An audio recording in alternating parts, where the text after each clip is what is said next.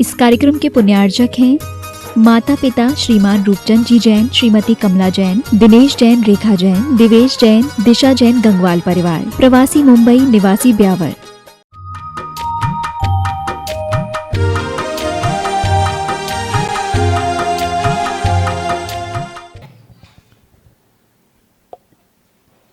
ग्रंथ को पूरा भी करना है और 15 दिवसीय 13 दिवसीय अपनी ये यात्रा भी चल रही है, तो दोनों बातों को ही साथ में हमने कल जैसा आपको बताया कि भक्ति में बड़ी शक्ति होती है जो हमें मुक्ति का मार्ग दिखाती है।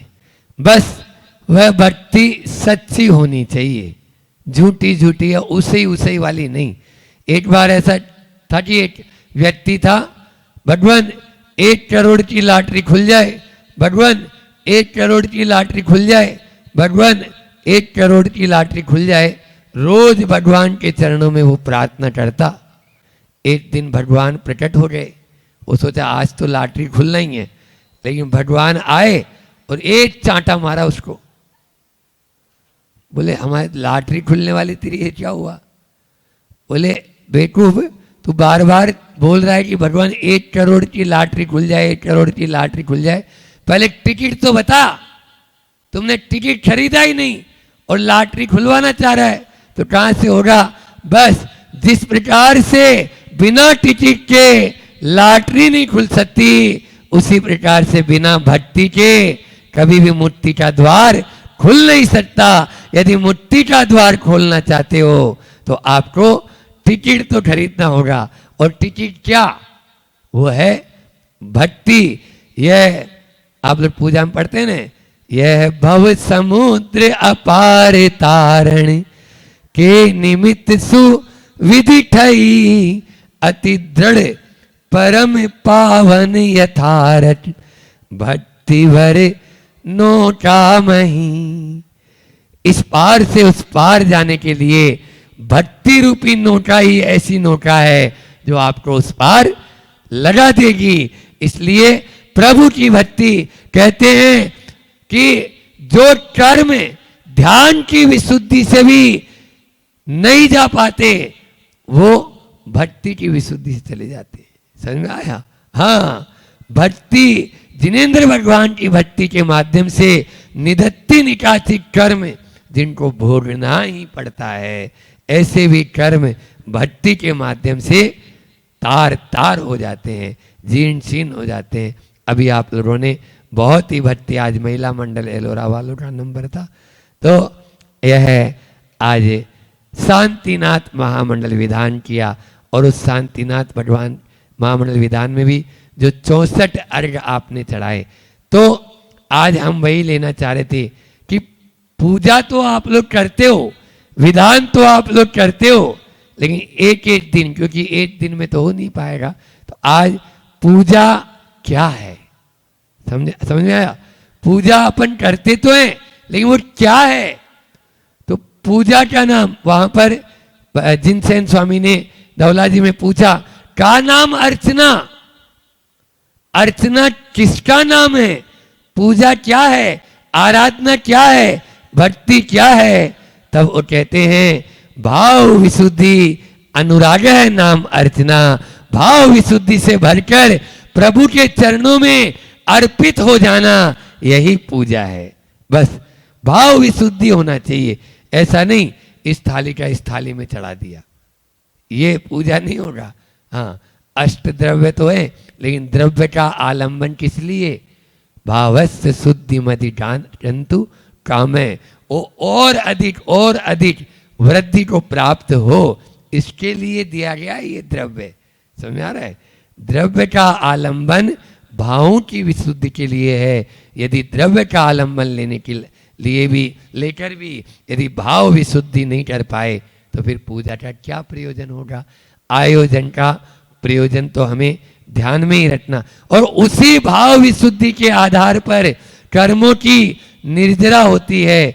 ऐसे ऐसे कर्म, जैसे अभी बताया कि अर्यंत प्रभु की भक्ति के माध्यम से हम उन कर्मों को भी, जो कर्म ध्यान के द्वारा भी नहीं कर छिपा रहे थे, वो अरिहंत प्रभु की भक्ति में आपने विशुद्धि के माध्यम से इतनी विशुद्धि बढ़ाओ। बस माँ पूजा रूटीन नहीं होना चाहिए।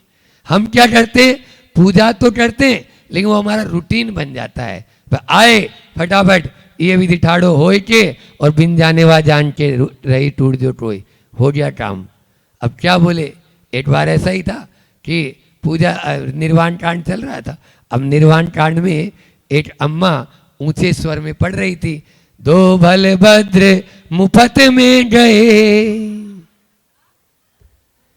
अरे तो मुफ्त में नहीं, मुटत में गए, मुट्ठी में गए, गड़बड़ हो जाएगा ना। क्या बोल रहे हैं आप, तो उसका भी अपन को ध्यान होना चाहिए, अन्यथा आकुलता और इसमें नहीं हो पाता। एक बार एक जो है माता पिता आए, आहार के बाद आते ही हैं, बस इसको पूजा का नियम दो, इसको पूजा का नियम दो। क्यों सुन रही है पूजा बैठी भी है यहाँ पे, तो पूजा का नियम दो। तो हमने उनके सामने कुछ नहीं बोला, बाद में वो चले गए, तो भैया पूजा किया करो। बोले कौन सी पूजा महाराज जी? वो पूजा, हमारे माता पिता सुबह 6 बजे जाते हैं और 9 बजे आते हैं, 3 घंटा मंदिर में रहते हैं, वो घर से लड़ते हुए जाते हैं और मंदिर से झगड़ते हुए आते हैं। क्या ये वाली पूजा करना है जिसमें कसाई ज्यादा भड़के? ऐसी पूजा कैसे? कसाई को कम करने के लिए पूजा का मतलब क्या है?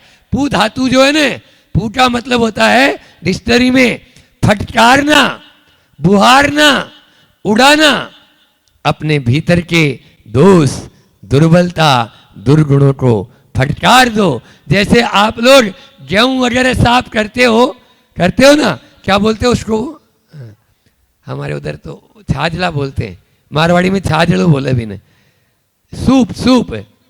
हाँ, साधु ऐसा चाहिए जैसा सूप स्वभाव, और सार को गई रहे और थोता दे उड़ाए, ये है। तो यहाँ पूजा में भी ऐसा ही है।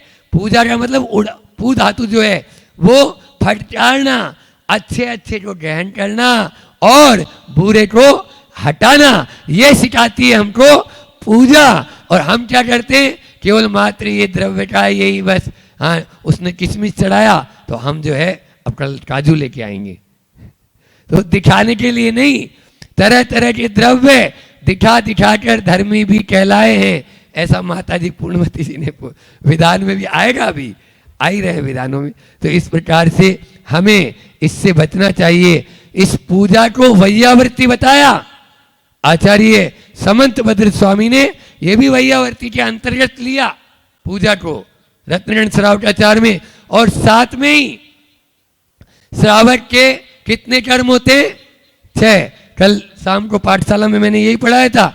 देव पूजा, गुरुपास्ति, स्वाध्याय, संयम, तप, दानम चेति गृहस्थानाम, सठ कर्माणि दिने दिने। एक दिन नहीं, रोज। हाँ, रोज करना है। एलोरा में मुझे ये बहुत अच्छा लगा, जब भी विधान की कोई बात आती है तो सबसे पहले एलोरा वाले हर घर का सदस्य यहाँ पर उपस्थित हो जाते हैं कि नहीं चलो विधान करना है, अपने कर्मों का विधान मेटना चाहते हैं। अब फिर भी नहीं आए हो कोई एक आध, तो कोई बात नहीं, आएगा उसको भी लाने की कोशिश करें। विद्यालय भी चलता है तो 4 बजे तो विद्यालय ही छूटा है, तो आएंगे। या तो 4 से 5 विधान रटते, तब तो पूरे आ जाते, फिर तो ये लोग भी आ जाते। और पहले प्रवचन अपन रट सकते थे, लेकिन उसको देख लेते हैं जैसा भी होगा। तो यहाँ पर पूजा, देव पूजा सबसे, कल मैंने बोला था बच्चों को कि आज आप लोग भी ध्यान रखें, यदि आप पूजा कर रहे हैं तो उसमें 6 कर्म है। देव पूजा हो गई, उसमें गुरु का अर्घ चढ़ाया नहीं चढ़ाया, विद्यासागर नाम बोलो, गुरु उपासना हो गई। फिर उसके बाद में देव पूजा, गुरु उपासना, स्वाध्याय, उसमें स्वाध्याय करवाया हमने। दुनिया में सबसे प्यारा ये आत्मा हमारा, ये जले नहीं अग्नि में और भीगे नहीं पानी में और उड़े नहीं पवन से, ऐसा हमारा ये आत्मा। बोलो, शुद्ध स्वाध्याय है। इसलिए शुद्ध, यहाँ पर स्वाध्याय पूरा का पूरा निश्चय न की अपेक्षा से भी देखें और व्यवहार न की अपेक्षा से भी देखें, तो ये स्वाध्याय हो गया। फिर संयम, जितनी देर आप बैठे हो, भूख प्यास लग रही हो क्या? बोलो, इतना संयम हो गया आपका, अभी भले ही जाके अंतों में क्या बनाना है चिंता चल रही होगी, कोई बात नहीं वो भी, लेकिन जितनी देर बैठे हो यहाँ पर उतनी देर तो पानी नहीं पी रहे, उतनी देर तो आप रोटी नहीं खा रहे, ये संयम हो गया।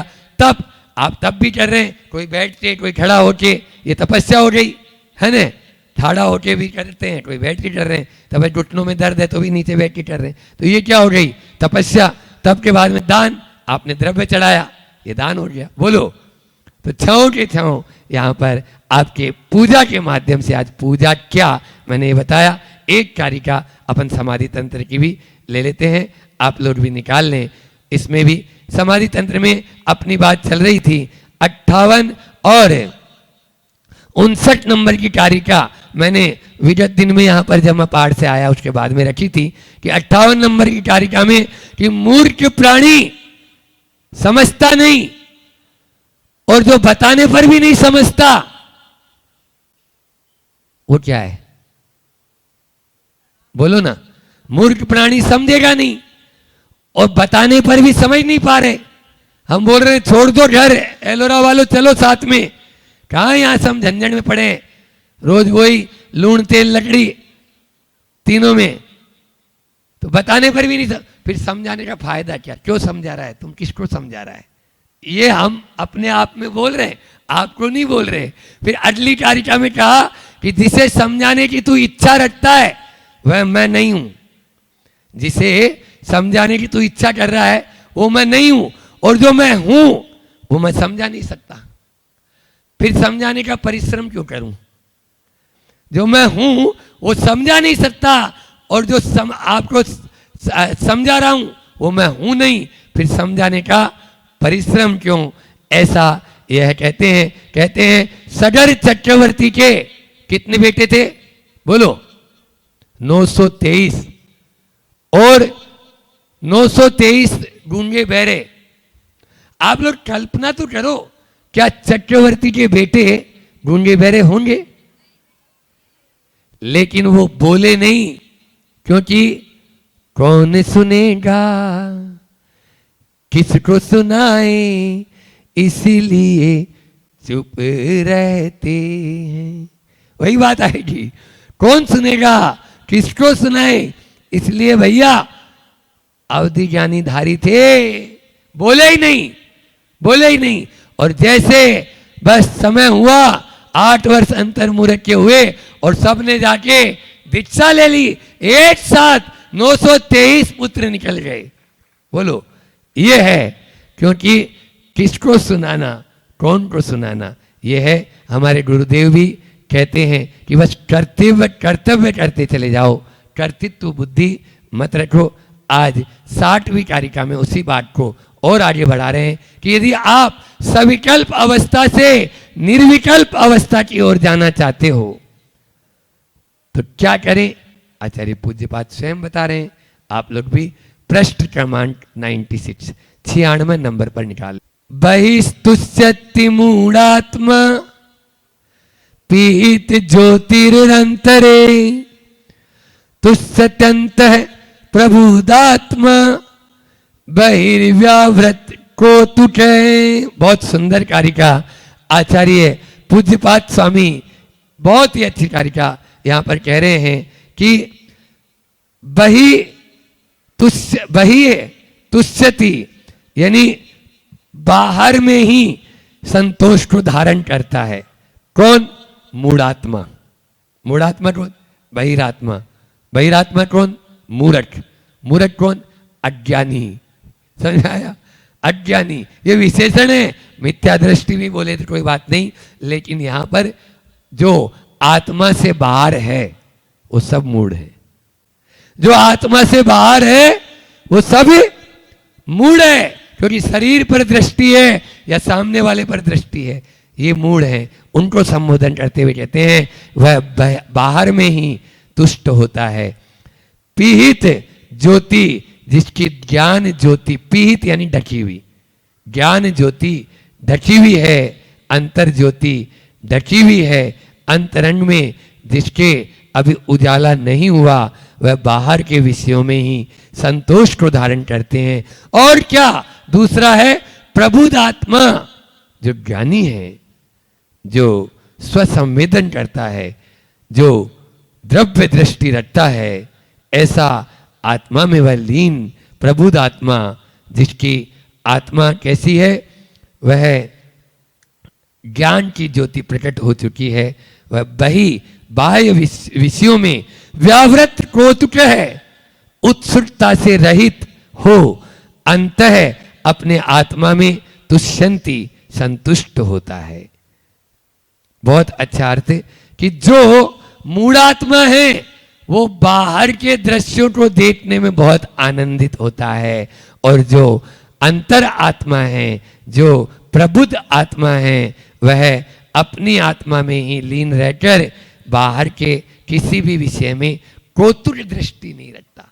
नहीं, उनको कोई मतलब नहीं, आया तो कोई मतलब नहीं और गया तो कोई मतलब नहीं, क्योंकि आना और जाना लगा ही रहता है। इस संसार की यही स्थिति होती है, जो अपनी आत्मा में लीन होगा वही ऐसा कर पाएगा। यहाँ पर गुरुजी ने यह भी कहा कि अच्छा भोजन मिलता है, जैसे अभी ये रसना इंद्रिय का दे दिया, अच्छा भोजन, अच्छे शब्द, अच्छा रूप, अच्छा स्पर्श पाते ही वह केवल मस्ती में झूमना चाहता है, और वो अच्छा उसी को मानता है जो उसकी इंद्रियों को अच्छा लगता है, आत्मा को नहीं।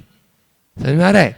इंद्रियों को जो अच्छा लग रहा है वो उसको अच्छा मान रहा है, सुविधा को ही वह अच्छा मान रहा है। ध्यान रखना, संत कहते हैं ये थोड़ी देर का मजा तेरे लिए अनादि की सजा हो सकता है। थोड़ी देर का मजा तेरे लिए अनादि की सजा हो सकता है, यह तेरी सुविधा ही तेरे लिए दुविधा बन सकती है। इसलिए इन विषयों में सुख मत मान। वे कहते हैं क्षणमित्त सुखा पगाम दुखा और पगाम सुखा अणगाम दुखा। थोड़ा सा सुख है और बहुत सारा दुख है। आप देखिए, थोड़ी सा जैसे इंद्रिय विषयों कैसा बताया, सहज लपेटी तलवार। सहज लपेटी तलवार में यदि वो खाएगा तो क्या होगा, बोलो? थोड़ा सा उसको सुख मिल सकता है, फिर अंडा। संसार मोक्षस्य विपक्ष भूया खाणी अनथा सुकाम भूया। केवल यह अनर्थ की खान है, अनर्थ की खान, इससे बचना है, तभी हमारा यह रहेगा। लेकिन क्या करें, जो बिना बाजा के नाचने का अभ्यासी हो, बिना बाजा के नाचता रहे और बाजा बजे फिर नहीं नाचे, ऐसा तो हो नहीं सकता ना। बाजा बजेगा तो वो तो फिर नाचेगा ही नाचेगा। आज के संसारी प्राणी की भी यही स्थिति होती है। इसका पद्यानुवाद भी आचार्य श्री जी ने बहुत अच्छा किया है कि संतुष्ट भाई धन में कुपथा विरूढ़, उत्कृष्ट स्वीय धन विस्मृति से प्रमूढ़। चारित्र धार तपते तजते कुभोगे, पाते प्रमोद निज में मुनि संत लोगे। वो अपनी आत्मा में ही जब लीन होते हैं तभी प्रमुदित होते हैं, अन्यथा वो प्रमुदित नहीं होते। बाहर आते हैं तो मछली जैसे तड़पे। समझ में आ रहा है? हाँ, ऐसे आत्मज्ञान होने वाला नहीं है। जब भी आपको बाहर में जाएं, जैसे अभी बाजना वाले जा रहे थे तो कैसे आंखों में देखो पानी, सबकी आंखों में पानी आ गया कि नहीं अब क्या करेंगे, गुरु से दूर जा रहे हैं। इस प्रकार का होना चाहिए। बाहर में जाएं, आने जाओ तो तड़पन होनी चाहिए, और भीतर में आए तो उमंग होनी चाहिए, उल्लास होना चाहिए, उत्साह होना चाहिए, और ऐसा उत्साह जो हमें मुक्ति के मार्ग की ओर लेकर जाए, तभी हमारा यह मार्ग प्रशस्त हो सकता है। ज्ञानी से अज्ञानी से ज्ञानी बनने का मार्ग क्या है, तो एक तरफ निश्चय और एक तरफ व्यवहार। प्रतिदिन आपको ये दोनों गंगाओं में अवगाहित करने की, एक गंगा एक यमुना, इसमें अवगाहन करने का अवसर प्राप्त होगा। आज का हाइकू भी आचार्य श्री जी ने उसी प्रकार का दिया कि सुई निश्चय, सुई निश्चय कैंची व्यवहार। कैंची व्यवहार, दर्जी प्रमाण।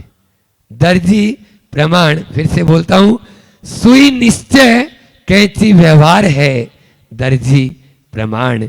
दर्जी काट तो दे रहा, प्रमाण में निश्चय और व्यवहार दोनों आते हैं। एक अकेले सुई से भी काम, तो अकेले कैंची से काट देंगे तो भी काम नहीं होगा, समझ में आ रहा है। और टेप अकेली मिल जाए, कैंची नहीं मिले तो भी काम नहीं होगा, समझ में आ रहा है। इसलिए टेप होना भी जरूरी है और कैंची होना भी जरूरी है, तभी आप अच्छा कवर चढ़ा सकते हैं। इसी प्रकार का यहाँ पर सुई निश्चय और कैंची व्यवहार है, इन दोनों को ले लेंगे तो बहुत अच्छे अच्छे वस्त्र आप बनाकर सिल सकते हैं। वस्त्र, दर्जी जब भी वस्त्र बनाता है तो इन दोनों का उपयोग उसको करना होता है। बस दर्जी प्रमाण है, प्रमाण हमारे लिए नय और निश्चय दोनों, निश्चय और व्यवहार दोनों हमारे लिए जरूरी है। उनको लेकर तो भक्ति भी जरूरी है और हमारे लिए अध्यात्म भी जरूरी है। अध्यात्म के बिना सब सूना सूना हो जाएगा और भक्ति जब तक नहीं करेंगे तब तक प्रभु को पा नहीं पाएंगे। तो मैंने अपनी बात वहीं से शुरू की कि भक्ति में बड़ी शक्ति होती है जो मुक्ति को दिलाने वाली होती है। बस मुक्ति को वह दिलाए, ऐसी भावना के साथ। अहिंसा परमो धर्म की, आचार्य गुरुवर विद्या सागर जी महामुनि राज की। ध्यान रखना, मायाचारी फिर भी ठीक है, लेकिन मायाचारी के साथ जो मशावाद लग गया है वो आपकी सफलता को, वो सब कुछ समाप्त करता चला जाएगा। व्यवहार जगत में बहुत काम की बात, मनुष्य को सफलता का अत्यंत आकर्षण होता है और मन के क्षेत्र में मनुष्य को कुटिलता अति प्रिय है। व्यवहार के क्षेत्र में वो चाहता कहाँ है, सफल बनना, और मन के क्षेत्र में मनुष्य क्या, उसको कुटिलता अति प्रिय है और मन की दृढ़ मान्यता है कि सरल बने रहने में सफलता नहीं मिलती है। सरलता पर निरंतर प्रहार होता रहता है, ये मानसिकता है। नहीं, यदि विफलता का सामना नहीं करना है तो बस अपने जीवन में कुटिलता को ले आओ। कुटिलता आएगी तो आप अपने जीवन में बहुत आगे बढ़ जाओगे। सरल बनो ही मत, सीधे बनो ही मत, भोले बनो ही मत, बल्कि मुत्सेद बनो, बहादुर बनो, चालाक बनो, चालबाजी बनो, चतुरता रखो। परंतु ध्यान रखना, आपकी एक मानसिकता, याद रखना, वास्तविकता ये जरूर है कि प्रथम हास्य कदाचित चालाक का हो सकता है, परंतु अंतिम हास्य तो सरल का ही रहने वाला है। ये बात निश्चित मान के चलना। प्रथम सफलता कदाचित चालबाज की हो सकती है, परंतु अंतिम सफलता तो सरल की ही होने वाली है। छल कपट करने वाला कदाचित लड़ाई जीत सकता है, परंतु कर्म को, युद्ध की जो लड़ाई है उसको जीतने वाला तो सीधा व्यक्ति ही होता है। ये बात निश्चित मान के चलना। फिर से कहूं कि छल कपट करने वाला कदाचित लड़ाई जीत सकता है, परंतु वो जो कर्म का युद्ध जीत जाने का सौभाग्य तो वो सीधा और सरल व्यक्ति ही प्राप्त कर सकता है। वही जीत पाएगा कर्म के इस युद्ध में। जीत जान दो छल कपट करने वाले को, लेकिन अगर आपको वास्तविकता में असली युद्ध जीतना है, असली में अपने आप को प्राप्त करना है, तो कहाँ आना पड़ेगा आपको? आना पड़ेगा अपने आप में, सरलता में ही अपने आप को आना पड़ेगा, तभी आप बन पाओगे। एक बात जरूर है, 4 बातें आपके सामने रखता हूँ कि मायाचारी की बात चल रही है कि माया और मशावाद जब दोनों एक साथ शिकार होते हैं तो व्यक्ति 4 स्थानों पर टूट जाता है, 4 स्थानों पर जूझ जाता है। वो 4 स्थान क्या? सबसे पहला स्पर्धा। स्पर्धा से क्या तात्पर्य? स्पर्धा से तात्पर्य है दूसरों की सफलता उसे चैन से नहीं बैठने देती। दूसरों की सफलता उसे चैन से नहीं बैठने देती। दूसरों की उन्नति उसे शांति से नहीं सोने देती। दूसरों की प्रशंसा, उस प्रशंसा का अनुभव नहीं होने देती। दूसरों की प्रशंसा उसे प्रसन्नता का अनुभव नहीं होने देती। दूसरे का विकास उसे आनंद का अनुभव नहीं होने देता। इस तुच्छ महावृत्ति के कारण, इस तुच्छ मनोवृत्ति के कारण दूसरे के साथ प्रतिस्पर्धा करने के लिए वो मजबूर कर देती है, और फिर मजबूर होता है दूसरों के आगे निकल जाने के लिए। फिर क्या, अब हमें दूसरों से आगे निकलना है, दूसरों से आगे बढ़ना है, तो फिर क्या करना पड़ता है? उस स्पर्धा के कारण हमें फिर लाचार होकर मायाचारी करना पड़ता है और उस मायाचारी में हम घुस जाते हैं। तो सबसे पहली बात तो क्या, स्पर्धा। जहाँ जहाँ आपके मन में स्पर्धा होगी, तुलना की भावना होगी, वहाँ मायाचारी जन्म लेगी ही लेगी, ये बात निश्चित तौर से मान के चलना। दूसरी बात, वो जो मायाचारी है वो हीन भावना को लेके आएगी। क्यों हीन भावना को लेके आएगी? जैसे हीन भावना कैसे आएगी? स्विच दबाने मात्र से, बहुत अलग बात बोल रहा हूँ मैं, ये स्विच दबाने मात्र से जैसे लाइट नहीं जलती, मिठाई खाने मात्र से शरीर में शक्ति नहीं बढ़ती, उसी प्रकार मायाचारी और मशावाद का आचरण करने मात्र से सफलता प्राप्त नहीं होती। कैसे? विद्युत का प्रभाव चालू होगा तो इस स्विच दबाने से वो बल्ब जलेगा। क्लियर है ना ये तो? ठीक, बहुत। पाचन शक्ति मजबूत होगी तो ही मिठाई खाओगे तो वो पचेगी, नहीं तो नहीं पचने वाली। इसी प्रकार ध्यान रखना, ये जो मायाचारी है ना, ये जो मायाचारी, इस मायाचारी कर तो रहे हो, तो पुण्य का सहारा होगा तो ही वो मायाचारी आचरण में सफलता को दिलाएगी, नहीं तो नहीं दिलाएगी। ये बात निश्चित मतलब पाप के लिए भी पुण्य चाहिए, मायाचारी के लिए भी पुण्य चाहिए।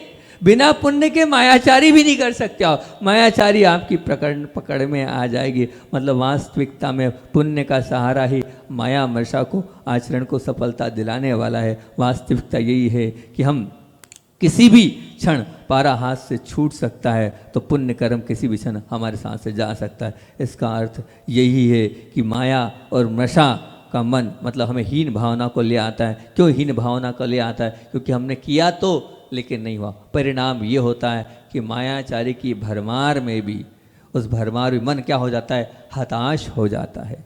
मन क्या हो जाता है? उदास हो जाता है। मन क्या हो जाता है? उद्विग्न हो जाता है। मन क्या हो जाता है? व्यथित हो जाता है। मन क्या होता है? दुखी हो जाता है। मन हो जाता है उपद्रवी। तो जिस माया को पुण्य चाहिए, उस माया के पीछे हम क्यों पड़े? उस माया के पीछे हम क्यों लगे? तीसरी बात, माया के साथ उद्विग्नता रहती है। उद्विग्नता, उद्विग्नता मतलब कैसे? जिसकी सदा उद्विग्नता होती कैसे? बोले जिसकी दृष्टि सदा अभाव और अल्पता की ओर होती है, उसके जीवन में एक चीज होती है, शिकायत, शिकायत, शिकायत।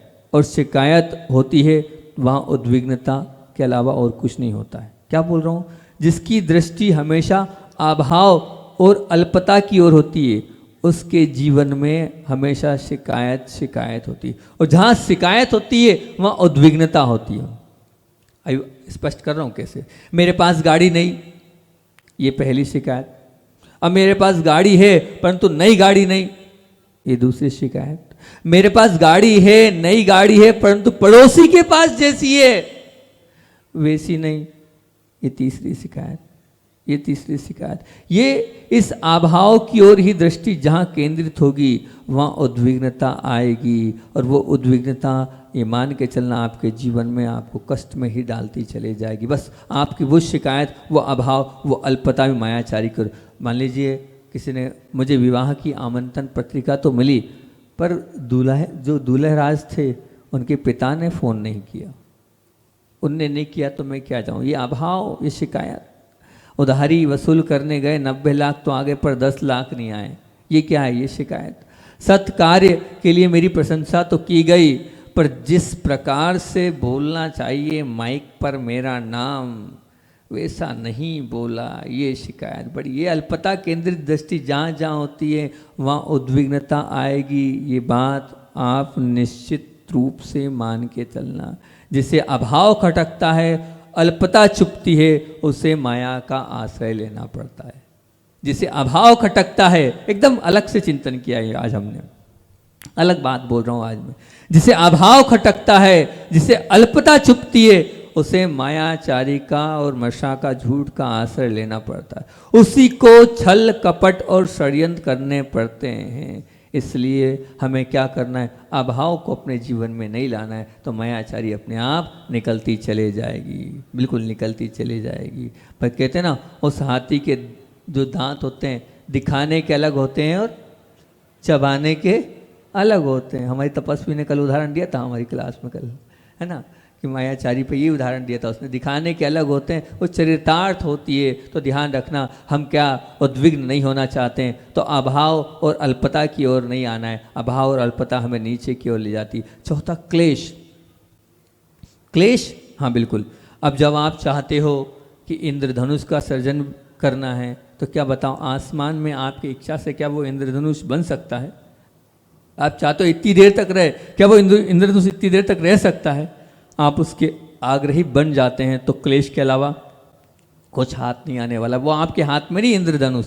बस उसी प्रकार इस संसार में मन की इच्छा अनुसार सब कुछ पाने में और सब कुछ करने में आपको सर्वदा हमेशा सर्वत सफलता प्राप्त होती है, होती ही रहे, ऐसी कोई भी संभावना नहीं है। यदि आप इस बात का आग्रह रखते हैं तो किसी भी मार्ग को अपनाकर सफल बनना चाहते हैं, तो आपका जो मन है वो क्लेश युक्त होगा, और क्लेश युक्त होना ही होगा। अब क्लेश करना पड़ेगा आपको। क्यों? आप चाहते हो वो मुझे मिले, और अब वो चाहते हो, और जब वो चीज़ नहीं मिलती है तो उसके लिए क्या करते हो आप?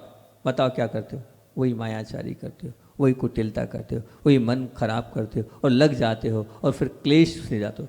सोचो, विचार करो, माया और मशा का पाप अपने को स्पर्धा के मार्ग में हमेशा थकाता रहता है, हीन भावना का शिकार करता है, हमेशा उद्विग्न बनाता है, हमारे मन में हमेशा क्लेश को भरता है। तो फिर क्यों हम उस मायाचारी में जाएं? गालियाँ ना बकना और स्तवना आदि करते रहना कदाचित सरल है, बुराई ना करना, अच्छाई फैलाते रहना कदाचित सरल है, परंतु मायाचारी और मशावाद से स्वयं को बचाते रहना एक बहुत बड़ी चुनौती है, बहुत बड़ी चुनौती है।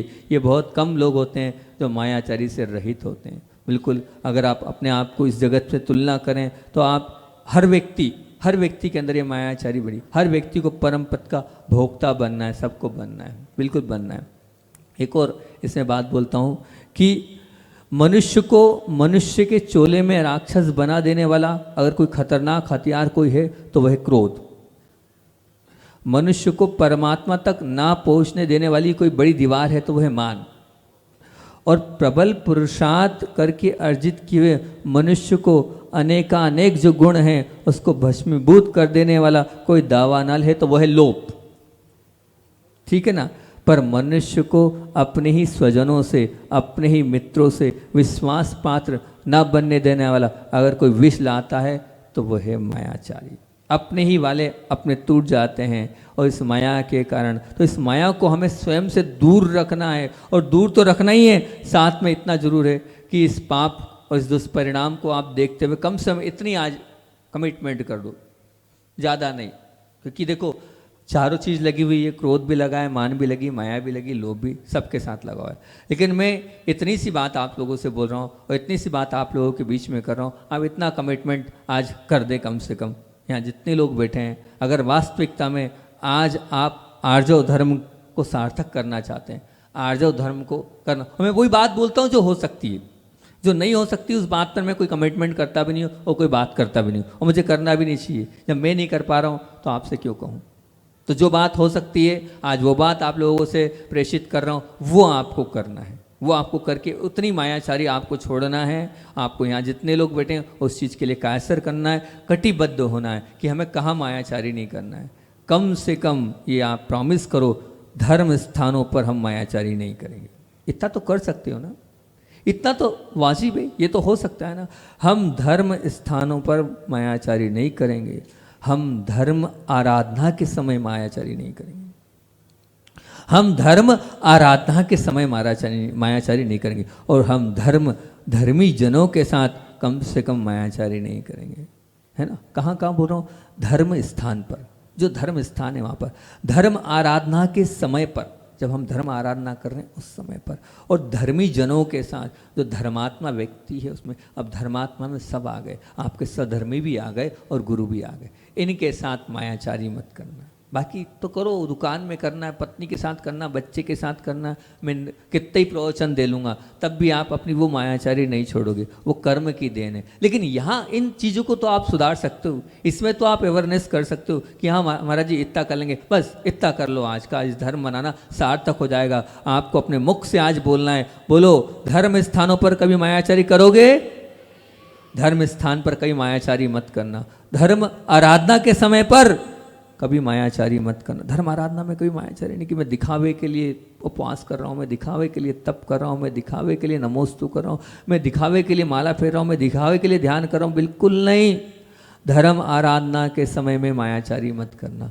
और जो धर्मी जन हैं, वो जो पूज्य व्यक्तित्व हैं, उनके साथ कभी मायाचारी मत करना। गुरुओं के साथ मायाचारी मत करना। गुरुओं के साथ मायाचारी करोगे तो कहाँ जाओगे आप?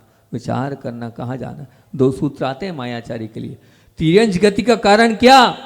माया तिर्गनस्य।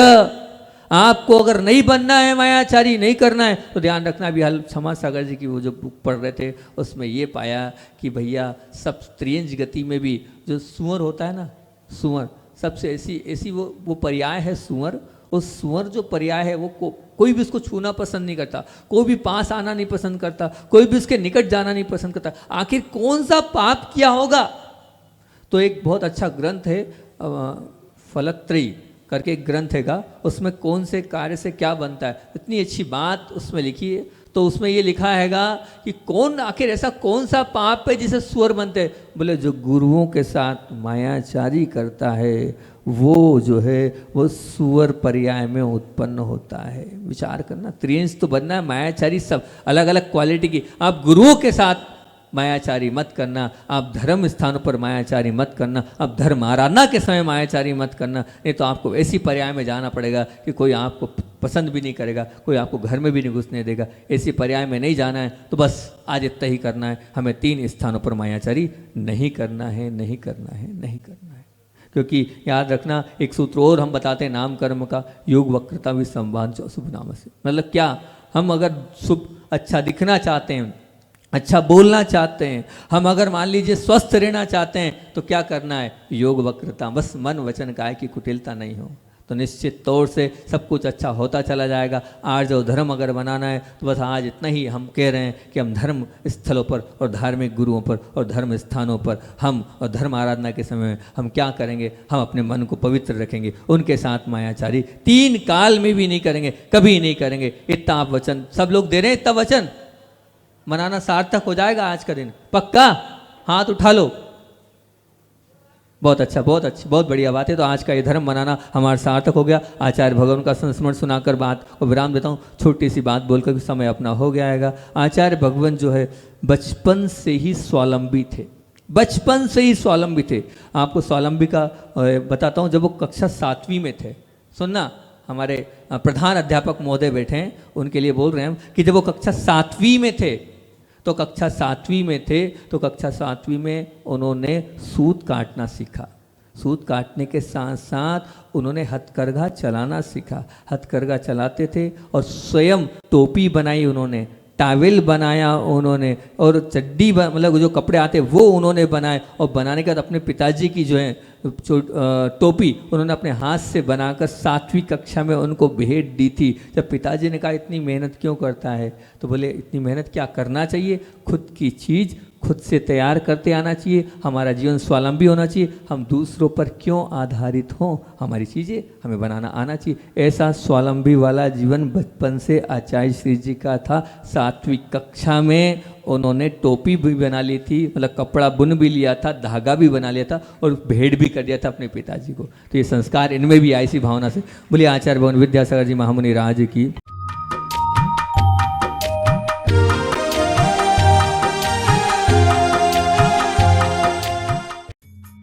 इस कार्यक्रम के पुण्यार्जक थे माता पिता श्रीमान रूपचंद जी जैन, श्रीमती कमला जैन, दिनेश जैन, रेखा जैन, दिवेश जैन, दिशा जैन, गंगवाल परिवार। प्रवासी मुंबई निवासी